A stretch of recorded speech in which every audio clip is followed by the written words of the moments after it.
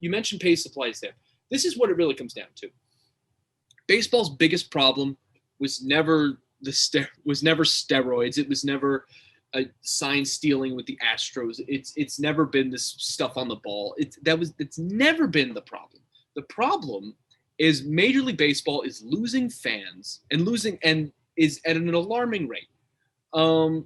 It's people are falling out of love with baseball because baseball is refusing to change with the times. Baseball's trying to stay in that position of 1945 when they had the gripes of the whole country.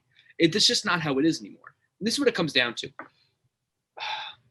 Nobody's been hitting this year, and these games are still way too long. There's no reason for a baseball game that's a 2-0 win to be 3 hours. That's ridiculous to me. That's the problem here. And if you're gonna spend all of this time that Major League Baseball is planning on doing, I don't think they've fully implemented this whole checking the ball as often as they plan on doing yet.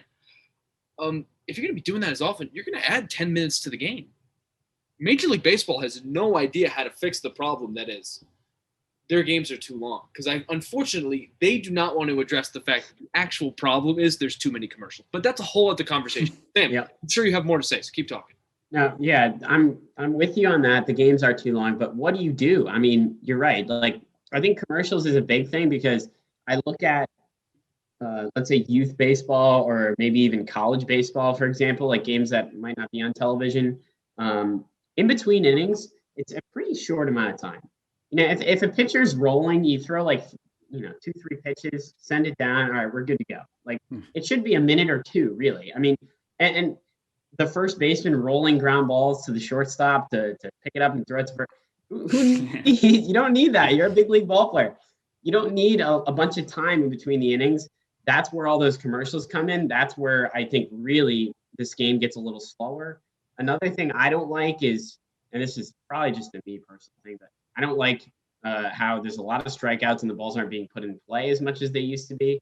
For me, that speeds up the game as well. If pitchers just throw strikes, balls are put in play, outs are made. For me, that's just general as a fan, it makes it a little more entertaining. But I don't know exactly how you change the pace of play situation unless you do something with shortening up how long these commercial breaks are. And they're not going to do that because that's how they make money. And unfortunately, they can't really get out of their own way and realize, hey, we're losing a lot of fans to maybe the NBA, for example, or the NFL is gaining more and more fans. So for me, I don't know. I think pace of play is definitely an issue, but I still like the move, the sticky substance. Going back to that, I still do like that move because I think there was a big time problem with hitters in this league really struggling. Something needed to change. I think it's definitely helped. Maybe they don't really need to enforce it that much because you're right. The MLB doesn't really care about cheating that much. At the end of the day, it's always been a part of their game. But I guess over the top, unnecessary cheating, like we're seeing with spider tack and other things like that, that's when maybe they start to care a little bit, or more than normal. So for me, like that, I do still like the sticky substance rule, but the pace of play thing, it's really, I hate to say this, but it's almost like a lost cause because they're not going to change the commercial breaks and how long those are. And I don't really see another clear way to really shorten this game up. Yeah, so I have two reactions, and I'll get to my main point. First of all, when you said baseball stuck in 1945, those games are also an hour 50. So obviously they weren't, stuck in 1945 because those games were so short. That's what I'm saying. That's what I'm saying. It doesn't make any sense. If you can't see, Dylan is emphatic right now. I mean, the games were so short, and it could have been 5-3, but the games were used for some reason. I mean, I guess commercials. I guess there weren't as any commercials. And Sam, to your point, you talked about college.